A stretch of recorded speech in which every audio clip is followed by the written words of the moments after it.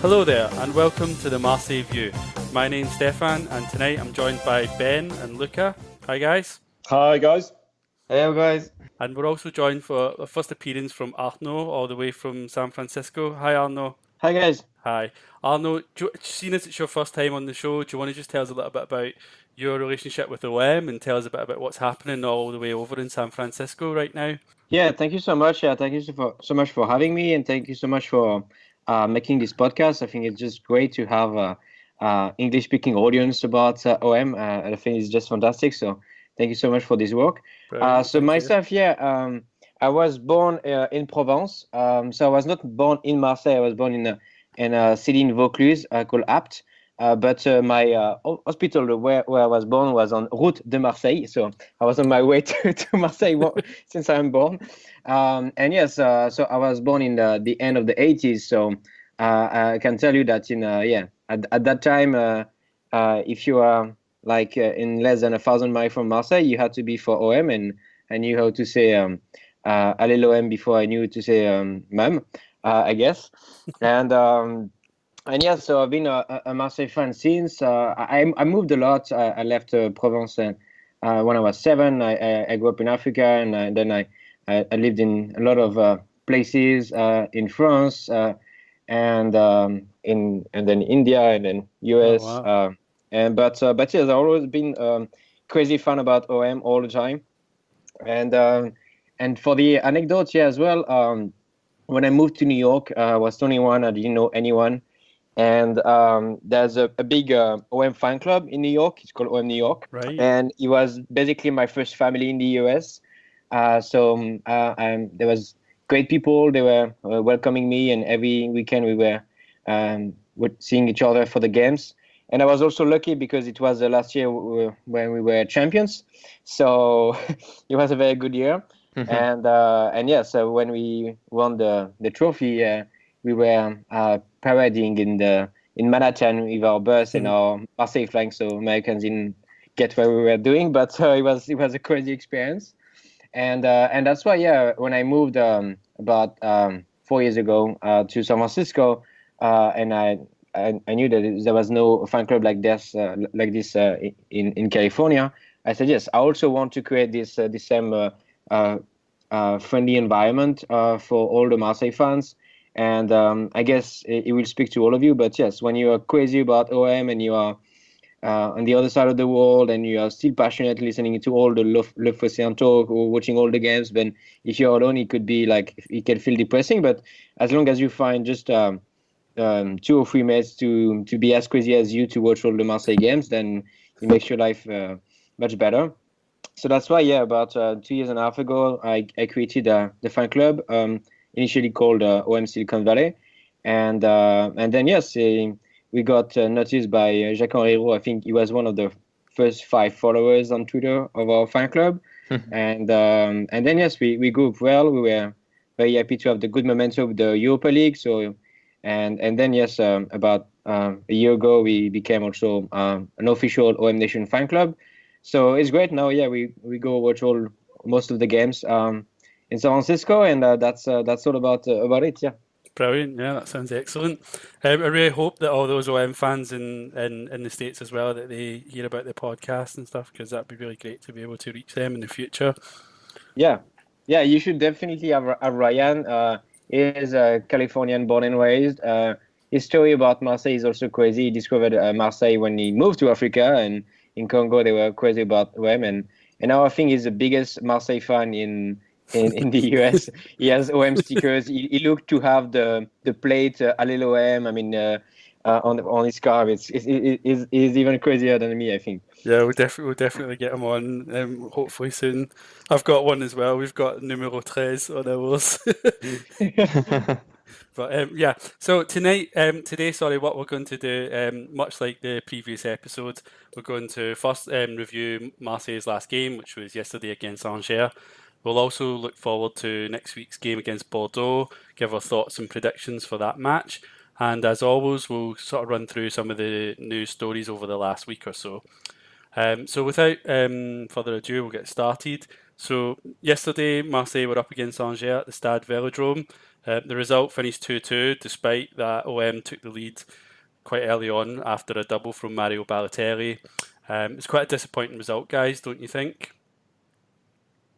Yeah, I think if you look at the entire performance, then obviously there's a lot we can talk about. But I'd rather split it into really two kind of games. The first thing is the first 20 minutes really surprised me because we were dominating them, but I felt like we actually used and planned some tactics to counter their own tactics. We played very high up the pitch.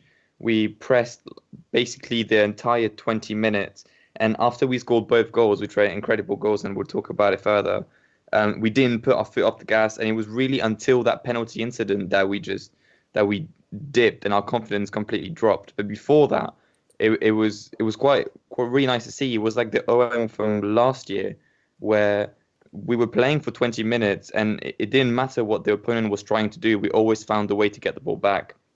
But after that, obviously, after those 20 minutes and that penalty, we just looked shell-shocked, quite frankly. We had 65 minutes to get back into the game, and we spent all of that just complaining to the referee. Yeah, we did seem a little bit disoriented after the first goal. It seemed we weren't really able to kind of bring ourselves together and play some football after the first Angers goal. Sorry. Yeah, it was a weird game. I mean, when it started, as you say, Luca, the intensity and everything, it really reminded me of the game against Lille last year at the Velodrome, where we knew that we were going to get a result, and we, as Luca said, we sort of set up to counter them, and we kept our foot on the gas. And that is the big difference between OM last year and OM this year. Is last year we would have killed this game, we would have won it by 3 or 4 goals, and this year we lose concentration. Yes, look, you can be like Rudy and the players and hide behind the dodgy refereeing, but the fact is we shut ourselves. We just let them back in the game. And if you're not able to kill off opponents and get that extra goal, or at least contain them and continue pressing them and continue causing them problems going forwards, they will always have a chance, especially Angers, who were specialists this season of coming from behind. Yeah, they were warned about that everybody talks about the dalle angevin, so the fact that, people from Angers, they are like hungry and they will never give up. Kind of English spirit, maybe. And actually, I thought that the first 20 minutes were just perfect, and Balotelli goals were amazing.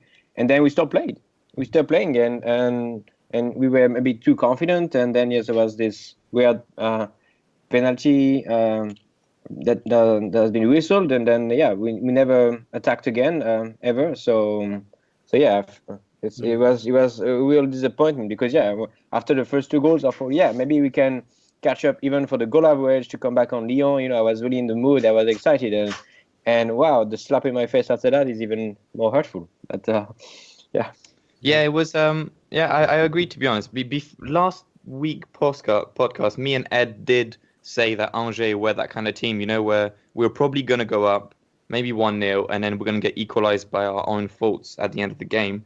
And after the 20 minutes, I was like, wow, how wrong I was, because we just choked them, and having a great striker obviously helped us. But I felt like even if we didn't have Balotelli, the ball would have gone in another way. And it's insane. We find ourselves in a position where, yes, the referee helped Angers a little bit, but you have 65 minutes to get back into the game. And can you think of one chance that we had after that? We had the Strootman chance right at the end of the game. But really, what clean-cut chance did we have after this? Nothing. You have half time to put the players, to go into the locker room and say to the players, okay, you know what? At the end of the game, we will discuss the referee incident, but right now, you're not even allowed to think about the referee right now. You're supposed to say, we have another 45-minute plus extra time, and let's just go back on the pitch just like we came out in the first half. And we came out in the second half doing nothing. It's exactly that mentality. Exactly that, and it's such a contrast because back in December or even early January, we were doing rubbish first halves and then actually pulling our socks up in the second half and either getting an equaliser against Rennes, for example, or managing to win the game away in was it Dijon, and then or Reims. But And then now is the complete opposite. We come out all guns blazing for 20 minutes. We get one goal or two. We seem to think that's enough. So we either sit back or there's a complete breakdown in communication on the pitch. And then suddenly we're not producing anything anymore and we're just letting the other team back in it. And it's a very dangerous game. Yeah. Very dangerous. You know, I do think, though, that this is a problem that's existed even before Garcia was coach, but we've never been able to hold results very well. You know, if we take a lead, I've never felt confident that we've had a defence that could hold tight and protect the leads that we've got. I feel like that's been an issue for many years, actually. Yeah, from memory, we tend to do all right away. It's at home that we throw away leads, and because I don't know if they overestimate the velodrome factor and the fact that other teams are just going to shut down because they know they're too behind at the velodrome. There's no way back, and that fortress mentality just doesn't exist. Teams come to the velodrome expecting to get a point at the least, because they just know that if they put us under pressure, we will collapse and we will shit ourselves. Yeah, I mean, that's right. And it's like when you look at the scenario from today, and obviously we go 2-0 up and then we end up drawing 2-2. The scenario from today is not too different from the other scenarios from against Nice or Saint-Etienne. We go ahead and then we let the opponent back in the game, not because they're good, because Saint-Etienne and Nice were quite frankly shocking and didn't even want to score. But we just give them chances, we give them gifts to give them hope. And the only difference with those games is that Nice and Saint-Etienne, they didn't manage to score, and Angers did. But there's no critical thinking by the staff to really pinpoint that even though we won, there were clear weaknesses, and if you don't fix them, I mean, you're going to get caught out next game, and that's just what happened. But Arnaud, it must have been harsh from you because you watched it pretty early in the morning out there, I imagine. So it sort of ruins your day. At least we can go out and get drunk afterwards here in Europe. But there's no game plan. What is the game plan? You know, we set up with these good intentions for 20 minutes, and I want to blame Garcia. I want to blame him because yes, we've not seen any production of play. There doesn't seem to be any combinations happening on the wings. That's completely disappeared from our game in the last months, certainly since November time. But on top of that, the players just seem to get frozen by the expectation, and they just seem to shit themselves and lose their football and not think I'm going to make a run and drag a defender with me to open up the middle of the pitch for Thauvin to cut inside or Balotelli to run forward. Or I'm gonna create the overlap with Sarr or Amavi on the other side and try and draw out the defence of the opponent. Just the basic football seems to be completely lost. They're clueless. Yeah, and I think that basically yesterday Germain was useless on the pitch, and I was expecting Payet to come on the pitch just like in the early second half, and to eventually be a playmaker, be behind Balotelli. Give potential assist, and yes, again, we waited a lot of time before we could see the first change, and he was not actually offensive. He was even more defensive, and so it gives a sign that yes, the coach is scared, and so obviously he conveyed the scare, the fear to the players. So yeah, that was even more frustrating seeing that yes, you have tools on the bench and to actually score and go be loyal to our motto, droit au but, go straight to the goal. And no, in our home we got scared and we just tried to be more defensive. And that's the point at home. You know, you bring on substitutes. You've got to bring Payet on. You've got to bring an attacker on, someone who's going to do something up front. And our substitutions are Gustave and Strootman to shut the game down and try and contain Angers instead of going for the third goal that would have sealed it for us. And then when you're 2-0 and 10 men, 1 man down, then you put Payet on. Yeah. Like what the hell is that? It makes no sense. Yeah, it's too late for that kind of change, isn't it? By that point, And as crazy as that was, even though we were 10 men against 11. The fact that Payet was on, even though he didn't make a lot of change, but the fact that the other players saw that, all right, clearly the coach wants us to go for the win. We dominated Angers for the last 10 minutes. We were 10 men down, and that just tells you that if you had made an attacking change, you would have just changed the momentum a little bit, and then you would have had what you had in 10 minutes for the last 30 minutes. It's a simple game at half-time. Angers' team talk would have been, guys, we've been in this situation before. We keep your heads. Keep playing our game. They will get frustrated. The stadium will get frustrated, and we'll nick a goal. So our game plan should be right. Payet, on you go, mate, and let's catch them on the break, because they are going to put men forward to try and equalise as early as possible in the second half. And I refuse to believe that even in the form that he's in and the fact he's not played much, we would have. I'm convinced we would have created at least a couple of chances. In the first 10, 15 minutes of the second half with Payet on the pitch. I thought he would play Payet yesterday. Just, I don't know why. I think partly because the fact it was his birthday the day before, I just thought he might give him more than a good half an hour run out or so on the pitch. And I know that's a silly reason, but I don't know. It just seemed like a good game for it. We weren't playing against a team like Lyon or PSG. It seemed like it would be a good game where we could actually play an attacking player and not have to worry too much about holding it together.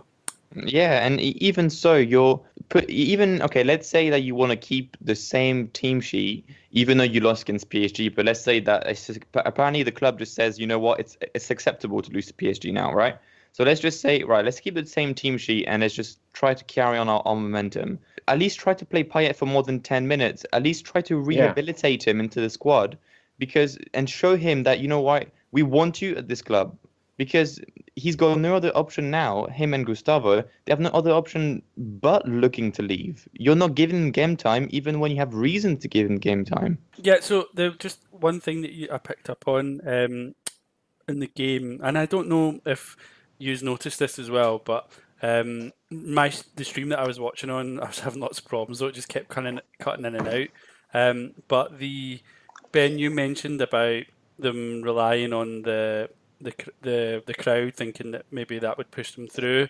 But I actually felt at the start, even in the first half, I felt like the crowd was a little bit subdued. And even though I think there was quite a big turnout, it just didn't really feel like a very fiery atmosphere. I didn't feel like, I don't know, it felt like an exhibition game, especially in the first sort of 20 minutes, half an hour. I don't know if you noticed that kind of atmosphere. Yeah, you sort of build the bump. Sorry, that we sort of the team. We know how the Velodrome acts. If you score a couple of early goals, or if you show intent and get stuck in the first 10, 15 minutes, the stadium will shout, will get behind you, and that will carry you.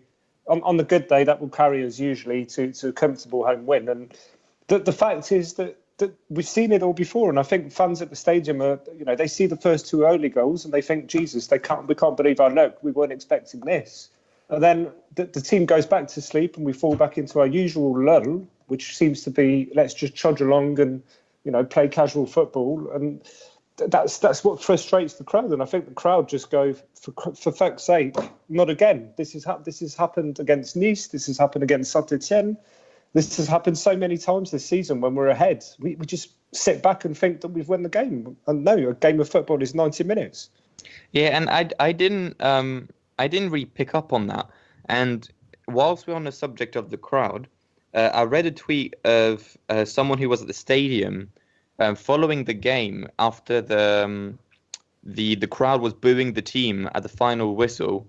One of the couple, one of the spokesmen of one of the groups was screaming to the crowd, saying, like, why are you booing them? We've been doing quite well recently. There's no reason for it. And it kills me in a way, because what has the direction done to this club? How is drawing 2-0 against Angers, whilst you up 2-0, acceptable? How, and what right do the leaders of the group have to say to the crowd, don't be so angry? What do you mean, don't be so angry? We've been pathetic for the last 2.5 months, and when you look before that, we haven't been very extraordinary either. The crowd is completely. I think the crowd is confused with the direction of the club, and the club has managed to actually put some of the groups on their side through all of these meetings to say, you need to keep encouraging us and encouraging the team. And there's this misunderstanding between the groups, what they want to do, and then the instructions that they're being given by the club. I don't really understand what's going on there. Yeah, and I think it was a really critical game. We were like, some of us were believers that yes, we could catch up Lyon, we can eventually be qualified for Champions League, and then it's a game changer, like for the club, for the future of the club, to be in that position, and they ruined it, and that's why the fact that they didn't attack, didn't stay as good as they were as the first 20 minutes. He felt like they didn't see the importance of the game, and that's crazy, and that's enraging. Yeah. Do you guys think, I read this on Twitter, do you guys reckon that there's a fitness problem? A few people are pointing to that and saying that we seem to, let's face it, we say we had an intense first 20 minutes. For a team like Liverpool or another team that plays attacking football in Europe, like, not necessarily a big team, but I don't know, Juventus or Atletico, that have a game plan that they just apply for 90 minutes of the game consistently. They don't seem to have a problem of fitness. They just keep running. And for OM, it seems to be either an early or a late bloom. And then after that, Bounassar, for example, looked legless. He looked knackered on the pitch. I don't know. I don't know if it's necessarily like pure physical fitness. It can be mental as well. Yeah, it's the same stuff, right? And what were we saying last year when we were playing games every 3 days and right until the start of June? We're saying like, wow, we just played 3 days ago, sorry, and it's the 80th minute, and we seem like we have so much more energy than the opposing team, and we ended up always winning in the last minutes because we had more juice, and it's the same stuff. So I don't understand. I don't think that it's necessarily purely physical. I think that the players don't really believe in the message that's being transmitted by the coach, and the efforts. I mean, I'm not saying that they're consciously trying to sabotage the club and the game. I'm just saying that it's human. Subconsciously, when you don't believe in the direction or you don't believe in what's being told, then you don't put 100%. Do you know? Because you're trying to preserve yourself. So, do you know, Ben, that's an interesting point though about fitness, because didn't we talked a couple of weeks ago about one of the stories was about Evra apparently saying that the levels in training weren't as advanced, it wasn't as strong as say at West Ham, and so I mean maybe there is something there. Maybe maybe I think. Sorry, I started smelling bullshit when Sanson came out a few weeks ago and said, "Oh yeah, everything is good in training. We've started doing tennis ballon again." It's like, for fuck's sake, we don't want to hear this. We want to hear that you're running, and I don't want you to. I mean, there was a video a few months ago of Mitroglou tackling, I can't remember who it was, quite harshly in training. Yeah. And look, yeah, it's bad. We don't want to see our players injuring each other, but we want to see them running their asses off in training and being as hungry as they are on the pitch. And that's the hallmark of the big teams. And definitely, the fact that the leash has been loosened and Sanson is coming out and saying, "Oh, we're playing tennis ballon and training," screw you. We don't want to know that. Definitely. Arno, you made a good point actually about this game yesterday. It felt more than just like lost points. It really does feel like this game might have a huge impact on the next season or the next couple of seasons, because it means that it's looking unlikely that we'll get Champions League football. Near impossible. I actually do remember having a similar feeling towards the end of the 2015 season when Bielsa was in charge, and we missed out on the 3rd place. And at that point, it kind of became clear. I think there was a game. I think was it against it was Lorient, Marseille Lorient, when we lost 5-3 at the Velodrome. That's the one, yeah. Because we had a few victories after that, I think against Bastia and Lille, but it was too little, too late by that point. And that game was the game where it kind of we sort of slipped behind, and after it was going to be mission impossible, and then by the time we got to the summer, it was like we had to sell players, and we weren't able to build upon the really interesting and exciting team that we'd actually developed in the last sort of year or two before that, and it just sort of all fell apart, and it was the end of a cycle, as we'll talk about a little bit later on. So yeah, I do feel, Arno, that I'm with you. I feel like this was more important than just a game against Angers yesterday. This was really, really, really big. Yeah, they were not playing a game. They were playing the season. They were playing the outcome, and they were playing with the outcome of this season, the future of the club. So yeah, it's what we say in English. This was our cup final. Yeah. And do you think that it's possible that maybe the players and the fans as well were a little bit complacent going into it? I know that Moulin, the Angers coach, had said that it seemed like Marseille players thought that they were going to win comfortably. And I mean, even when we talked about it before, when we posted questions on Twitter a few days ago, everyone seemed to think that we were going to win this game quite comfortably. It's a strange one, and again, you don't want to say I told you so, but the fact we strung 4 wins together against pretty average teams, let's be honest. And yes, Balotelli was scoring, and I think all of us on the First View podcast thought there was this new positivity that he would carry the other players, and I was sort of expecting that would lead to Gustavo and Payet upping their game and coming back into the team, and it didn't. Yeah, and that was. It seemed like it was a smokescreen, or it was a false dawn, because we did get a few lucky wins against average teams. You come back down to earth against PSG, which I think all of us expected anyway. And, suddenly we're back to square one, which is where we were in early January after a horrible run of games without winning and a complete lack of enthusiasm or lack of positivity going forwards. And if there was ever a sign of the team giving up on Garcia, I think that was it yesterday. For me, that was the final nail in the coffin. Okay. Yeah, and going back to Stéphane Moulin's comments, it's kind of funny, to be honest, because he's saying that he thought the players came in thinking that they would dominate Angers. But I'm sorry, mate, but we did dominate you. We were 2-0 up.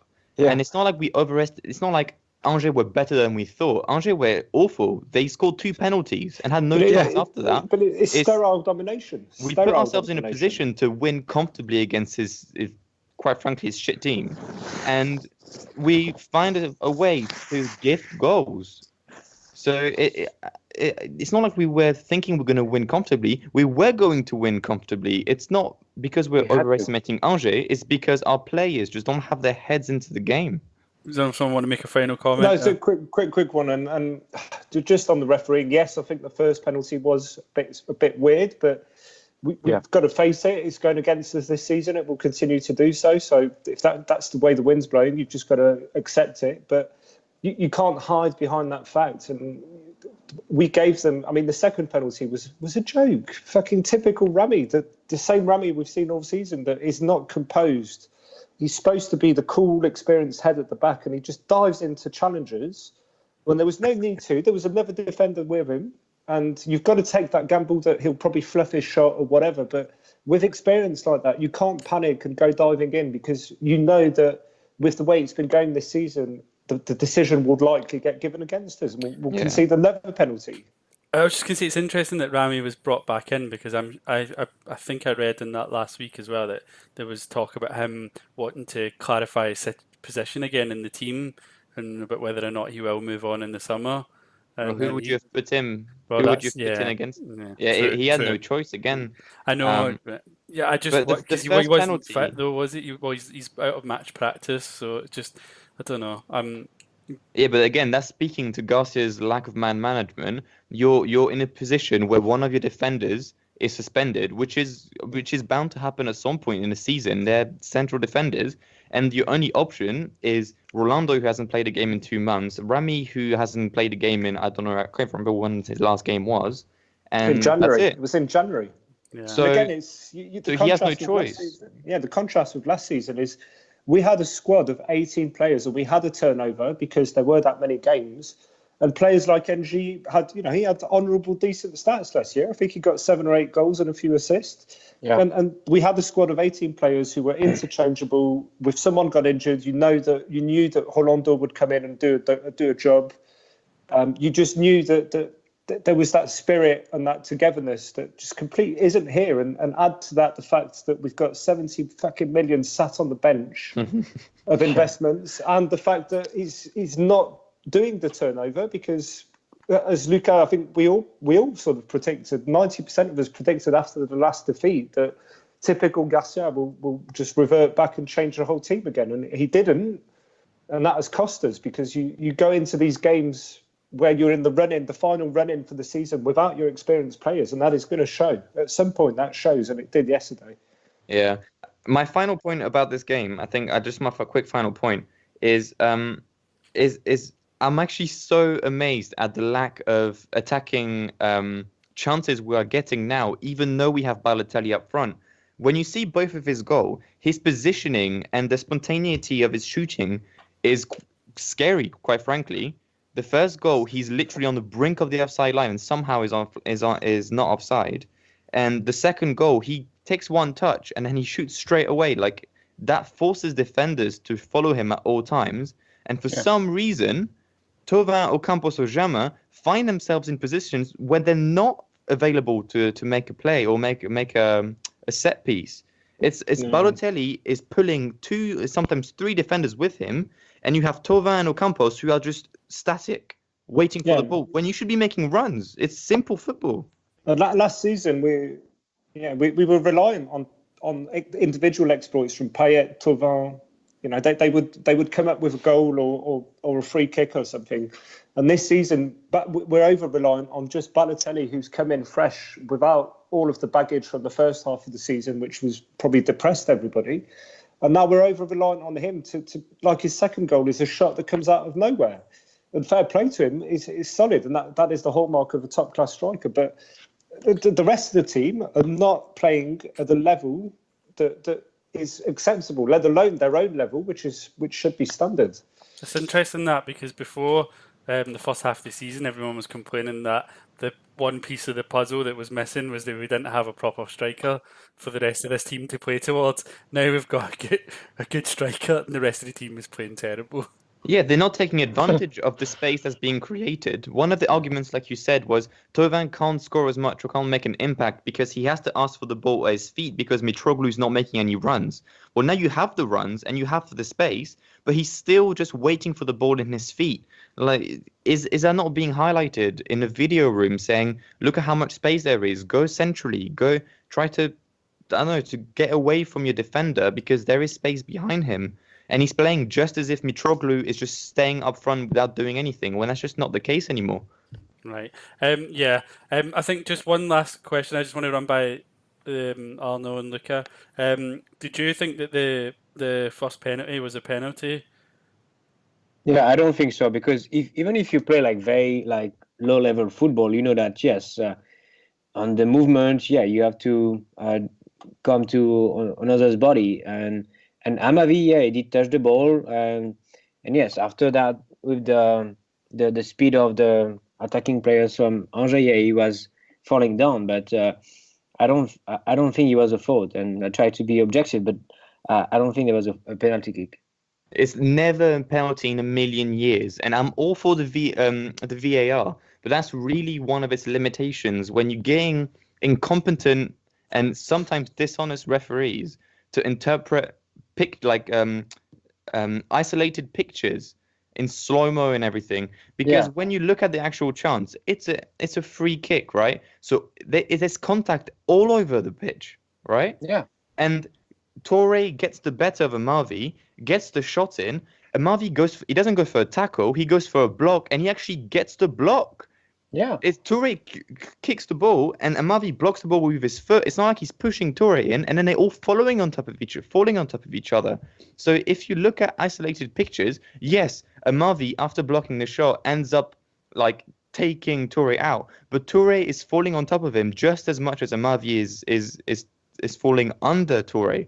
So it's in the spirit of the game, and Amavi did the only wrong thing that he did was getting caught at the start of the action, but then he recovered it.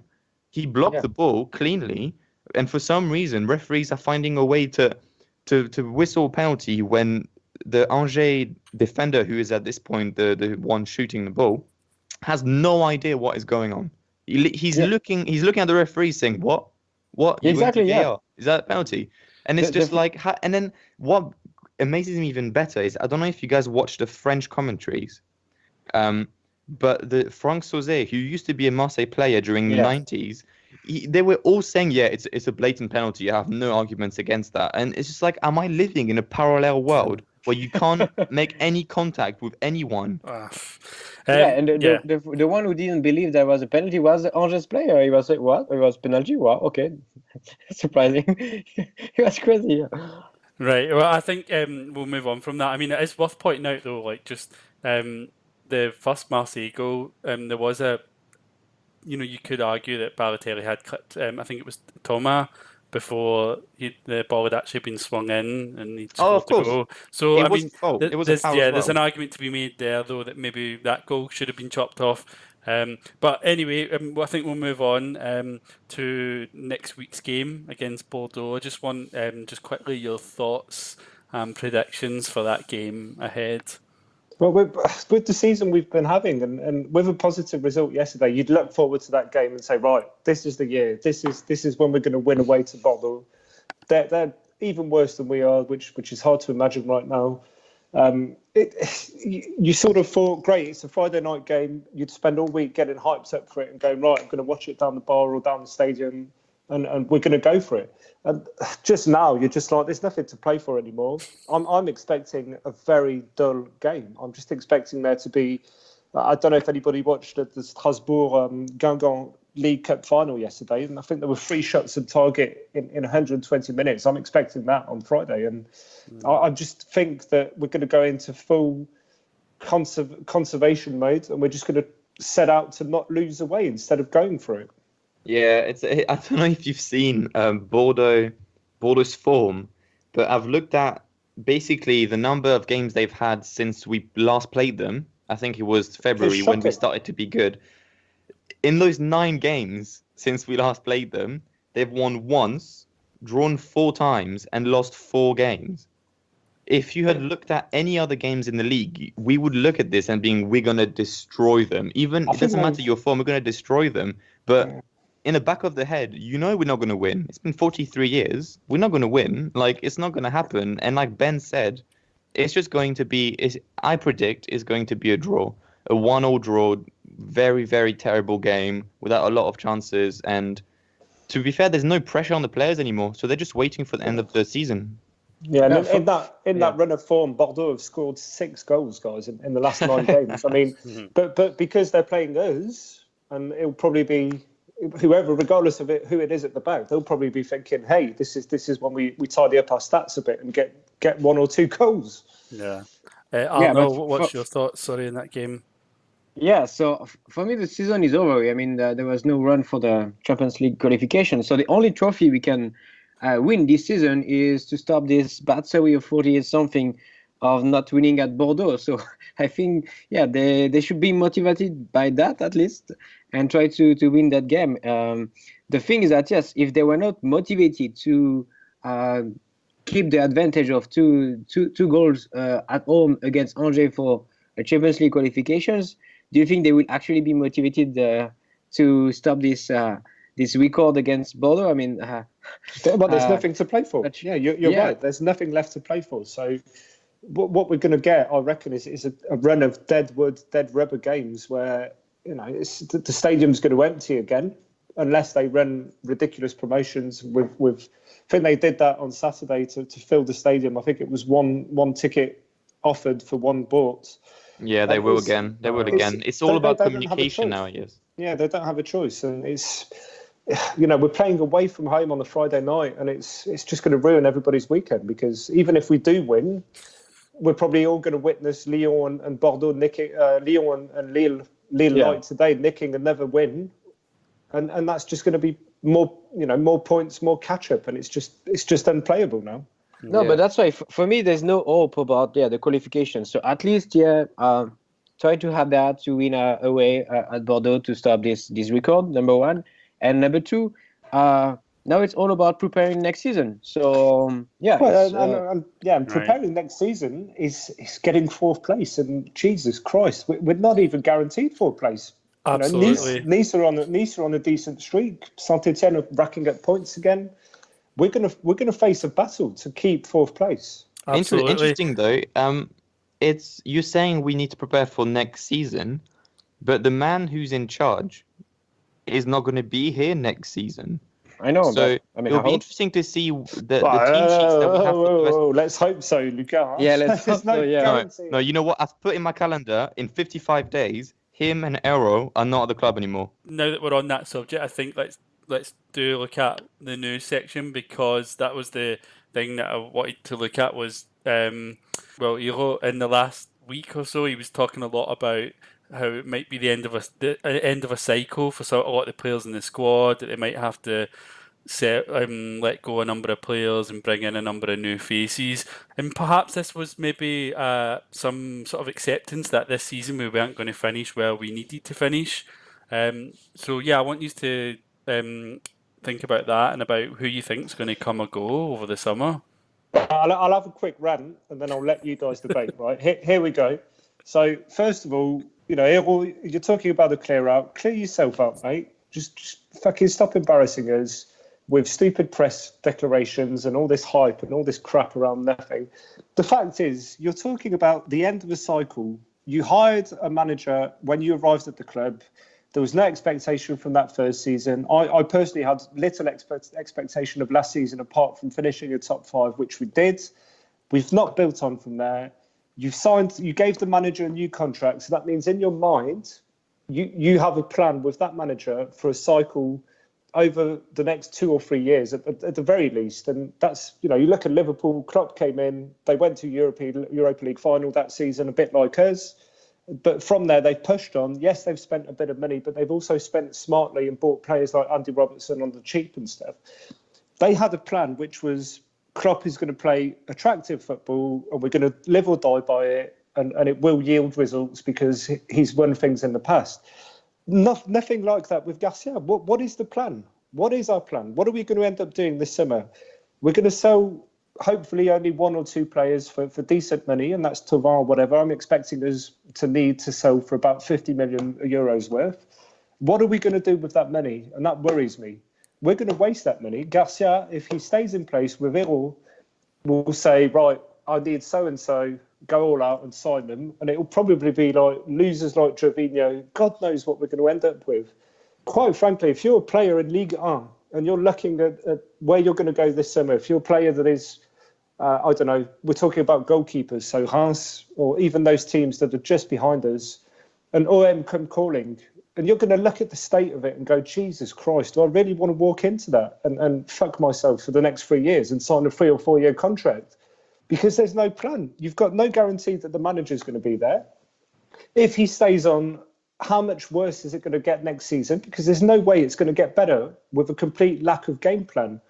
So you can sign, as far as I'm concerned, you can sign whoever you want and you can sell whoever you want. If you don't clear out at least the manager and bring someone in who's got an idea and you say to him, right, what's your 3 year plan, mate? What football are you going to play? Right, off you go, try it. And even if we lose, like we did with Bielsa, we lost the first few games, we struggled a bit, but we could see that the team was working and was building towards something that was going to click eventually. I don't see that with Garcia. So unless you get a good manager in and he makes signings that are part of a plan and are not just signings to replace the players who are going to leave, then what is the point? Get rid of the manager and then focus on getting rid of which player and what player, because the new manager may say, actually, I want to keep him, but you can sell him. So that is the priority, is getting the manager in with a plan. And if that goes by getting rid of Errol as well, then it's got to be done. Okay. That's my 2 cents. What were you guys? Yeah, I think obviously all of you guys here, and probably people who are listening to this podcast have been following this club for at least 5 or 10 years. And I'm proud to welcome you back to the FC transition year, where most of our players are going to be looking to leave. Those who are going to stay is just because they're not going to have any better chance to move elsewhere for salary, wages, or better club opportunities. And we're going to try to build something from scratch again. In terms of who will definitely be leaving, I think there's 2 scenarios. I think the first scenario is if Garcia stays, which I hope he doesn't. But if he stays, the big players who are going to leave are going to be Thauvin, Payet, Gustavo, Rami, Balotelli is not going to stay due to the massive demands that his agent is going to make after his good season, and maybe Amavi. And if Garcia leaves, well, you really can't really predict who's going to stay, because the coach that will come in will be bringing Payet and Gustavo in, and maybe Thauvin, because I mean, I don't want Thauvin to stay, but they'll probably bring in all of these big players and try to convince them to stay. But if you're following Ero's mentality of saying we need stability, we need stability, we need stability, well, you're going to have to accept that all of your big 30-year-old players are just going to want to leave, and you're going to have to make another transition. But Ero's message now is stability's gone out the window. His message in the last couple of weeks, as you said, Stefan, is right, we need a clear out. And how can you arrive at this point after 2 years and almost 160 million invested? You've got bloody Champions League winner Gustavo on the bench. You should be building around him. Yeah. And instead you're antagonising the bloke by playing him in defence and leaving him on the bench afterwards to punish him for the poor first half of the season. So that is the problem. Ero doesn't have a fucking clue what he's doing. We're flying without a pilot. There's no pilot in the airplane. And the fact is that I don't know if Rudy's got some dirt on him or whatever he's got on him, but whatever Rudy says, Ero backs. And for the time that poisonous relationship remains in place, until we get someone who's got balls to say, no, I disagree with you, we're not going to sign that guy because he's 35 or he's 30, we're not going to be able to resell him, and he's got a knee injury. So Streetman, classic case. So it needs to change. Yeah, so maybe I will not be as dark as you guys. please. But no, I think Jacques-Henri is a smart guy. Is the man in charge, and I think is a good leader. Yes, he did trust or over trusted Rudy Garcia, but I think he understood that now it's part of the end of a cycle. And actually, about next season, I think we'll have to regenerate the team, but also about that, I'm not that pessimistic, because what we've seen the last few games that we won with Balotelli is that what we need is that like very good striker, like good offensive players, but after that you don't need these overpaid 30 plus players in the midfield or as defenders or even as keepers, and that the youngsters and the safe bets like Sakai and Ocampos can do the job pretty well. And so I think that since we'll say goodbye anyway to Abdennour, to Yubukan, to Rolando, and maybe I will be happy to welcome Adil Rami in California. I think that after that, we need to get rid of all these overpaid players. And I think, Strootman, I mean, honestly, with the salary of Strootman, you can pay the salary of 2 Sakai and 2 Campos. So I think we should get rid more of this type of players. I know he just arrived a year ago, but I would be even okay to let him leave for like half the price we paid for him. And then just take like this type of young players or safe bets, like for players between like 20 to 28 years old who have played more than 100 games in top leagues, and I think we can still do better with less or with at least as much. And eventually, if Thauvin wants to leave, has to leave, we can replace him by Saint-Maximin eventually. I believe that we can still do good, even if we have to make all these changes. But he has to come with a new coach. For me, I'm a big fan of Gabriel Heinze. Is a coach. He has a good spirit. He can be a good leader. He can make these young players play well. He won't say no. So I would be more like in this optimistic perspective. But it'll be a clash of personalities with Heinze. That's the problem. Is he will be like Bielsa and Labrune, where Heinze will go against Ero and show him up and say, I know more than you do. Let me do my job. And I think it will clash, and that is the problem. That's why you need to bring in a duo of a chairman and a coach who are going to work together the same way that Monaco have had Campos and Jardim. And I wouldn't be against giving Zubi the chairman job and saying bring us a coach from the Barcelona academy. Yeah. Do you think is a good coach? But again, it's not going to happen. I would love to have Gab Bianca coming in, but I think one other factor with Gab Bianca is that his relationship with the media is also very, very poor. And we know what happens when a foreign coach comes into France and has a bad relationship with the media. He ends up getting crucified, and it does reflect in the decisions afterwards when all of his decisions are second guessed. And he's quite a new manager, so I don't know if he'd be able to fight the media, his chairman, and then get hold of the divas in the dressing room. Stars. I don't know what you talk about the bad relationship with the media, because Gabi Enzo, when he left OM, he got applauded by the journalists in the press conference in Marseille. In Argentina, as a coach, he's had a lot of run-ins with journalists who've been second guessing him, and he was calling them out in the press conference and everything. That would not go down well with the French media. Yeah, but Argentinian press is specific. That brings me on to one of the questions that someone sent in. I think it was from Pascal. It says, beyond new players, what strategy do you think Marseille should adopt overall? Well, it could go very wrong. I mean, if you get the wrong manager in, or if you keep Garcia, we could sadly end up with what we had when Michel came in, and we were just taking players on loan from left, right, and centre and signing random players.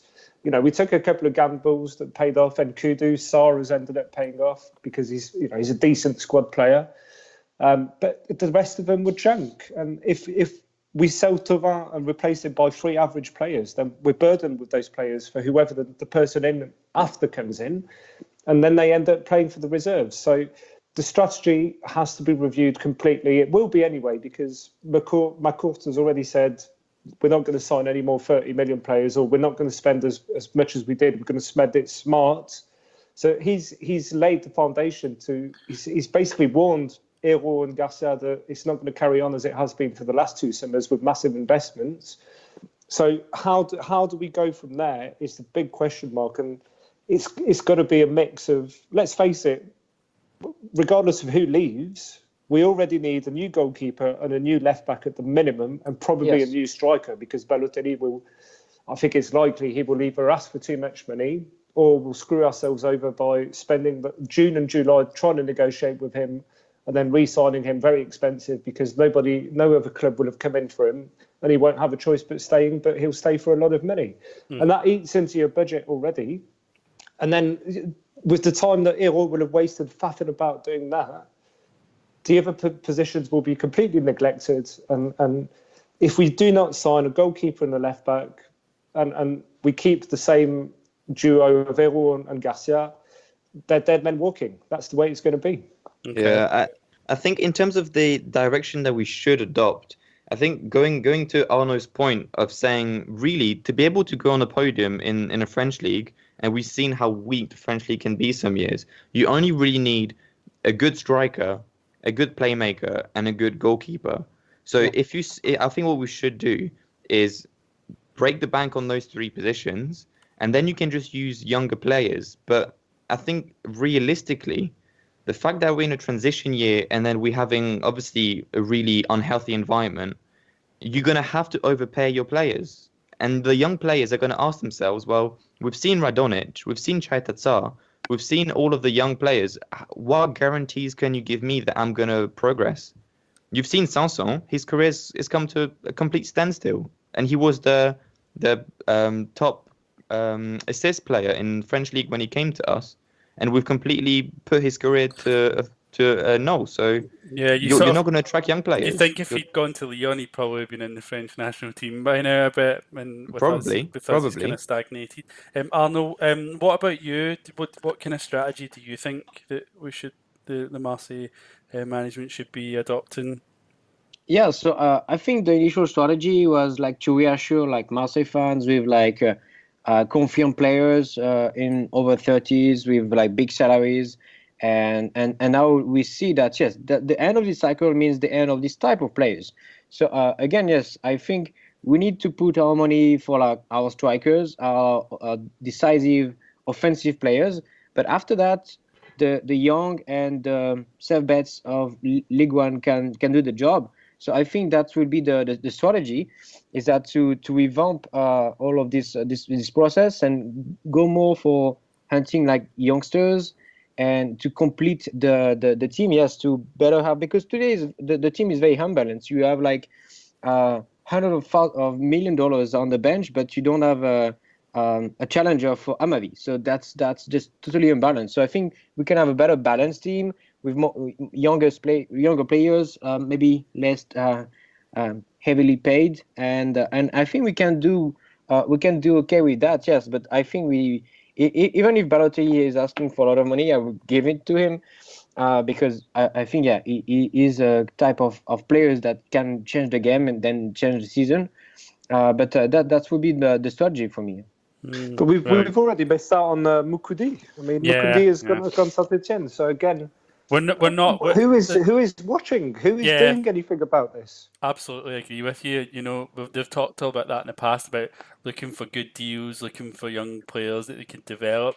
There was talk about a Monaco type model in the past, but we're not making the moves to pick these players up when they become available. We've gone from losing out on these players to only Lyon, because Martin Terrier, for example, last year would have been a perfect like-for-like replacement for Thauvin.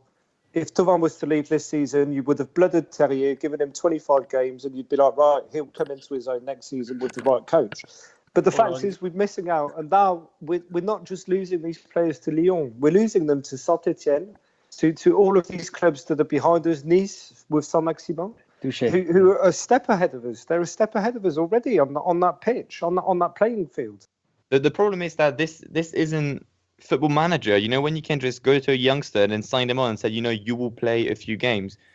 Mukudi, for example, his agent is going to look at the past season and see how youngsters and especially centre-backs were being dealt with by Garcia, right?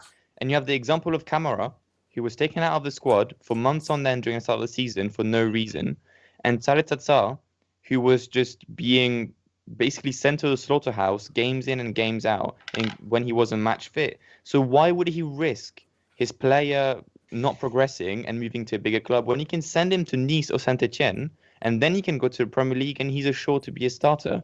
The environment is toxic, and before we fix this, we're not going to be able to. Now we can't even compete with Saint-Etienne or Nice, because they're saying, right, Mukudi, you're going to be our starting defender, and down 2 years' time you will be our captain. In Marseille, you will say, well, that's what we want you to do, but Garcia's not playing you, so you just play through it. I think we better move on because we're way running beyond time. But so I know everyone's got so much to say. But just one of the things which is probably a good time to talk about this, actually, is one of the things that's sort of come up in the last week was been the talk about one new young player in particular that's coming through the youth system. I think his name is Lee Hadji. Don't know how. Sorry for my pronunciations off. And a number of other players. There's talk about maybe signing their first professional contract. Have you guys got any familiarity with that player or any of these players? And is that not a sign of that we are moving in the right direction? Yeah, I've seen his some of his goals. I mean, on videos streamed by OM, and it was crazy because for playing against players of his age, he was like coming back from his unsure phase, dribbling all the team, going very fast, and scoring goal by himself. So obviously, he was with players of his own age. So I think he's more like for mid-term, long-term. I don't see him like actually playing next season. But yes, I think we should sign him pro, and that's part of the long-term process of anticipating and preparing the future. But the article that came out on him was interesting because it talked about all the other players. So Ali Mohamed, who happens to be a wing back, which is great. That is what we need. If you can turn him into a left back and give him a few games, then good. Then the future is there. And these players are a bit older. But Ali Mohamed's 17 or 18. Well, Lee Hadji's going 17 this season. But the article that spoke about Lee Hadji, if that's not an insight into the working and the cluelessness of Hérault, nothing is. So it went to the point where apparently Zubi had to take Hero to watch a youth game and say, look at this kid, right? He's 16, right? Look at all those guys sitting over there. They're scouts from Dortmund, Barcelona, Leipzig. They're all here to watch just him. Why are we not signing him out? I think they are very aware of their talent. It's just that it takes time to sign these players because of their agents and the time of negotiation. But honestly, I think they are aware of their talents and they just try to sign them, and it just take times. It's kind of strange though at that stage of the career, it's not always clear whether players are going to go on and sign their first professional contract. It seems to be quite complicated. I mean, I remember there was one player about a year ago. He had a really difficult name to prove. I think he was from the Comoros, Roy Vili or something like that. Vili. Yeah, and he looked really impressive in some of the games and clips that we'd seen, and there was sort of suggestions that he had a big future ahead of him. He didn't sign his professional contract with us, and I mean, I think he went somewhere else, lower level, and we're not really hearing about him anymore. So it's not always. It's quite hard to predict what's actually going to happen and how easy it is to get these players signed up. I mean, there's definitely a professionalization of the youth system, and you're starting to hear a lot more about talented players coming through the youth system. But as we've said in previous podcasts, the issue is not so much the kind of the fostering of their talent throughout the youth system, but it's more the bridge between the reserves and the first team. Mm-hmm. So all this will depend. Lihaji, whether he plays or not, it will depend on Garcia's willingness, or whether we have another coach, their willingness to integrate them progressively and knowing how to deal with youngsters coming into not just any club, but starting in a 60,000 seater stadium and all the pressure that comes along with. So it's, for me, the issue is not whether we can spot the talents or we have the talents. The problem is how do we make them go through that bridge to become regular starters? Because the only really two evidence recently is Lopez and Camara, and it's not like we did anything specifically to make them able to start games. It's because they were so incredibly better than anyone in a generation that they had nothing else to do but become a starter in a professional team. Speaking of Kamara, there's been talk that he might be close to signing a new contract with the club. That could be the best news we've had in a little while, guys. Yeah, that's number one priority, period. Well, number one priority at all. If he signs a new deal, good. But if the 30 million offer comes in the summer, they'll probably sell him. Which is what we don't want to see. Yeah, I hope not. I think because in the future he could be worth twice that easily in a couple of years' time. Yeah, we all hope not, but that is the pattern. And the thing is, back on Lucas' point, that the bridge is the problem with the bridge is that you sign them pro and then you don't play them. And even, I wouldn't say the average ones, but even players that we've seen in the past, that you give them a bit of game time, and Camara and Lopez have been able to push on, and it's already good to have two players from the youth setup starting consistently. But then you need to blood the others. Some others may need a bit more time, and we were very patient with players like Sarr, and it took him 2 or 3 years to come good, and then he came good and he's decent.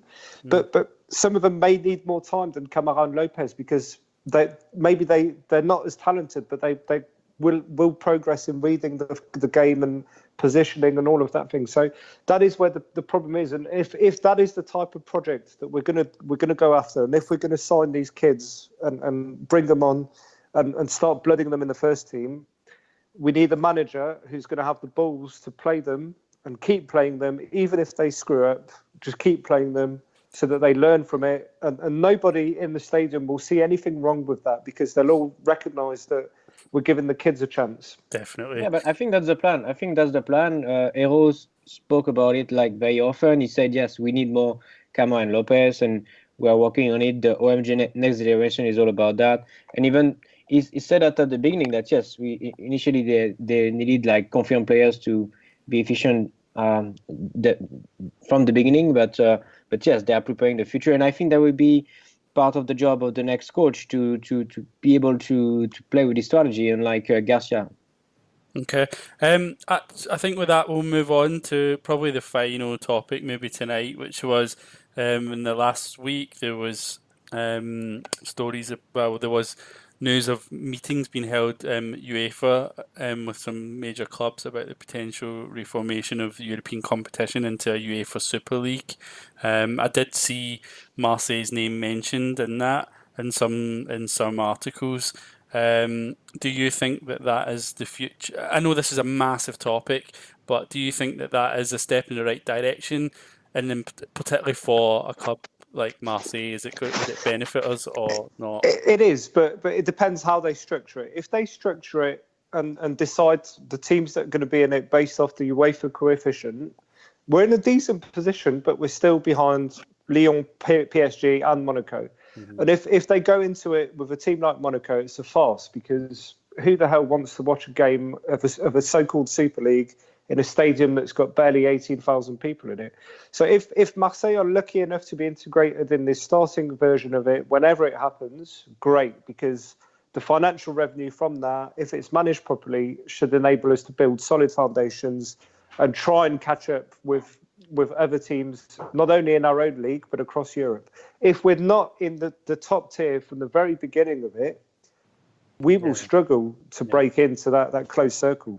Definitely. Yeah, I think this is still the preliminary stages of talks with this, and it changes as to which team will be able to join this basically closed league, which will basically remove the Champions League and would be played in the weekend. So the team in that league would not play their domestic league. First of all, Marseille was involved. At first, Marseille was included. Yeah, I think they're saying the domestic league games would be moved to midweek for every team in that country as well. Yeah, but I mean, that's what they're proposing. But the latest statement from Infantino was that any big players that would play and agree to play in that league would not be able to play in a World Cup. And Bayern Munich said that they were not even able to join that league because they've got a contract with Bundesliga saying that they're only able to play exclusively for them. So I don't know if it's even legal to make that. It's very complicated, isn't it? But obviously, we don't talk about short term or even mid term. We talk about something in 5 or 10 years. Obviously, there's all ongoing contracts and everything for all the leagues. The point is that football is the only industry in the world that is not customer centric. Is that indeed, if I want to watch all Marseille games from the US, I need like 3, if not 4, TV subscriptions, with including all packages. So I'm overpaying like for only the games that matter to me. And again, the TV rights, they are expensive because only the big clubs. I mean, to be frank, like the Ligue 1, the Ligue 1 rights, they will increase by 60%. It's mostly because of Neymar. I mean, we have to be honest about that. Yep. And so that's the big clubs that bring the bread on the table, but then they just get the crust. And Liga is only interesting because of Real, Barça, and Atletico, and same for all the leagues. So the thinking is that, yes, if they all gather in one Super League, they will multiply the revenue by 10, because again, Americans and Asians, they don't care about Marseille Angers or Barça Gijón, whatever. They just care about the big games. And the thing is that these big games, even Real Madrid last year, they played like 12 of them in Champions League, so that's not so many. And if Ronaldo could play every weekend against Chelsea, Bayern Munich, again, or unless today is like playing against Sassuolo, or I don't know, the industry will go much bigger. So that's the things from the customer centricity and just the economics. And from that, I think that, yes, Marseille can have a good card to play. Obviously, the thing is to be ready within like 5 to 10 years to be in these top clubs. But the thing is that the Champions League rights, I think France is counting for like 20% of this. So obviously, being the most popular French club in France, and with the largest basis of fans, including abroad, and this show is just an example of that, are just arguments that could put us in this position of being in this Super League, and then that would be a game changer, because again, we will never win the Champions League in this format, and yes, there is political at play, but I think that's the direction of football in the far away future. But I think this is where we should get ready. Yeah, but I mean, I think as a final word, I'm wholeheartedly against that Super League.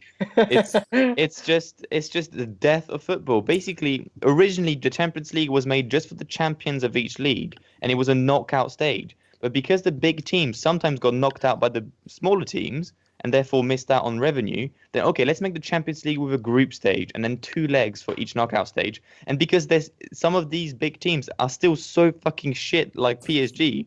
Well, they said, no, okay, we want more security. So let's make this Super League so that we only share the TV rights between us and get super, super, super, super rich. And then the rest of the clubs who deserve to be in those Champions League spots, they miss out on all the revenue.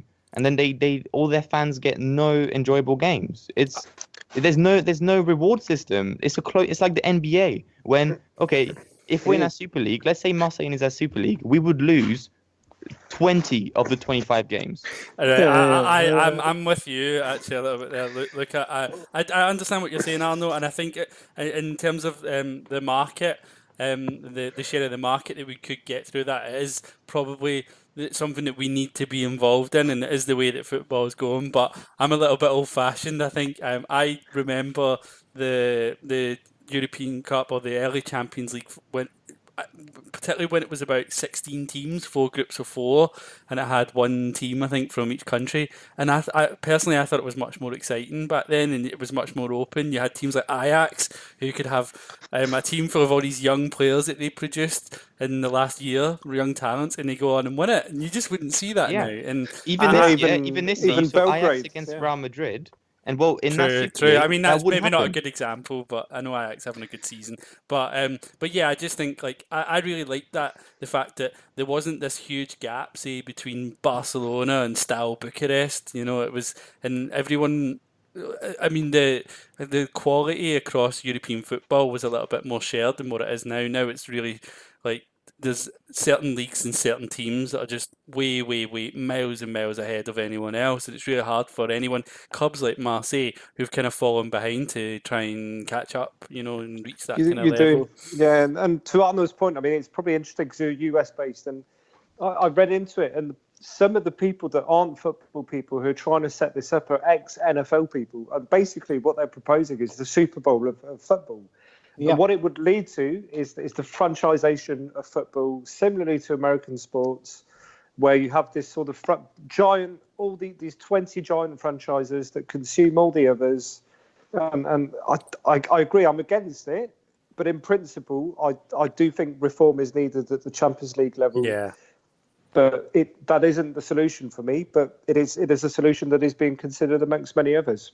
Yeah. And by the way, it just is to conclude. It just explains all the UEFA attitude towards PSG and City, because the financial fair play, the so-called financial fair play, was here to protect the big clubs against these new rich, and basically these new rich clubs they threaten now the UEFA to create this Super League, and this is how they negotiate their own power for more power in the Champions League.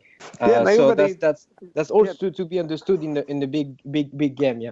And they already achieved very big guarantees with that, because they've secured the reform that happened recently of the Champions League, which guarantees the top nations will retain a minimum number of spots regardless of their team's performance in that competition. Whereas before you had this sort of system where if French teams did shit, then they would lose. Well, it happened to France because we now have to go through an extra qualifying stage, the third place team.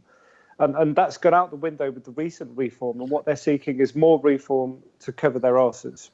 Yep, and I think, guys, with that, we'll finish tonight. I know it was a huge topic, and we could go on for a long time about that. Yeah. Thank you very much, everyone, for taking part. Thanks, guys, and thank you, Arno, for managing to get together with us as well. It's really hard to get you guys from across the Atlantic in the show just because of time, so it's really pleased to get you involved. Thank you. Thank you very much. Thank you very much. It was a pleasure. Thanks, guys. And hopefully when we come back next week, we'll have more positive news and results to talk about. It's been a hard few weeks, but thank you very much. Cheers, guys. Cheers, guys, and see you in 55 days for Garcia's firing. We'll have a party like the Brexit party. Yeah. Thank you very much for listening. Good night. Cheers, everyone. Bye.